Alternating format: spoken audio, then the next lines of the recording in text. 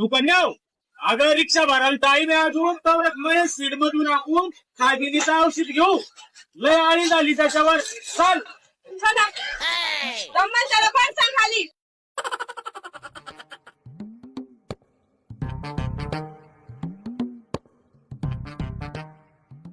बोला काय पाहिजे ते आमच्या साहेबीनीवर लय आळी झाली आम्हाला कोणतं औषध मारावं ते काही कळाना द्या ना एखादं डबल आणि भाऊ सगळं चेक झालं पाहिजे एकंदर आल्यावर का आता औषध आहे आपल्याकडं हा औषध मारावं सगळं चेक झालं पाहिजे तुम्ही येणे आणि 100 ml मारा टाकी परत 450 रुपयाचं 450.